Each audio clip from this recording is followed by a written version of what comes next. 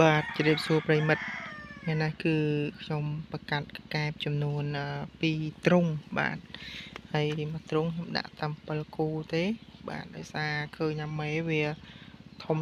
ណាមេធំល្អហើយវាមានពងល្មមអញ្ចឹងខ្ញុំដាក់តាម7គូទេបាទអញ្ចឹងទ្រុងនេះមួយបាទពងរៀបជាប់ទៀតពងតទឹកដាក់ហើយទ្រុងនេះមួយបាទហើយនឹងទ្រុងខាងនេះមួយទៀតយើងឆ្ងាយពីគ្នាហើយយើងបំបែកទៅយកទៅណាបាទបំបែកទៅយកទៅនោះមួយហើយតមកបំបែកមកខាងនេះមកនេះមួយណាបងប្អូនបាទអញ្ចឹងនេះខាងនេះមួយបាទនេះខ្ញុំពងទៀតថតវាហើយចូលរៀងវាចទៅចិត្តអញ្ចឹងបាទដាក់វាឲ្យសាច់ទៅអានេះក៏ដាក់7គូដែរមើលធំបងប្អូនអើយបាទហើយវារៀងក្តៅហើយវាពងវារៀងច្រើនដែរហើយណាបាទអញ្ចឹងនេះខ្ញុំបបែក2បាទកល់វាហើយមកខាងនេះដាក់តទៀតបាទ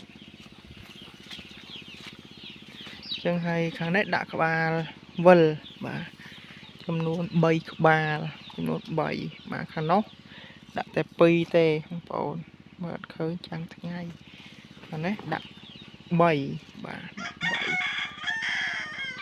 ហើយពងតទឹកហើយតិចទៀតមកឡៅហើយបងប្អូនបាទចាំមើលវាបាញ់សាយល្អអត់ឬក៏មានលេចធ្លាយតាណាខ្លះបាទចាំមើលទាំងអស់គ្នាបងប្អូនបាទអញ្ចឹងមកត្រង់ប៉ុណ្ណេះយើងចង់ដាក់មេ30គូអីក៏បានដែរបាទ30គូអីក៏បានបាទឬក៏យើងចង់ដាក់លើសនោះក៏បានអូ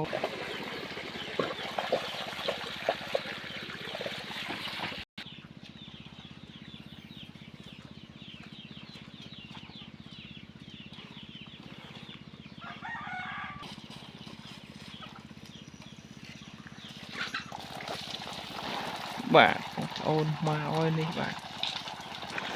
យ៉ាទៅបាទបងប្អូននេះមកហើយទឹកបាទឆិចក្នុងខ្ទង់របស់យើងបាទ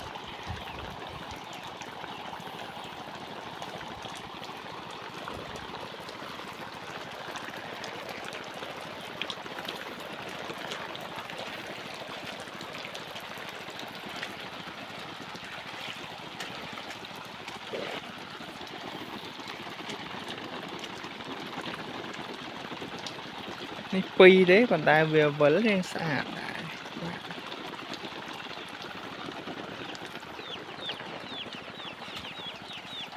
នេះខាងនេះ3បាទ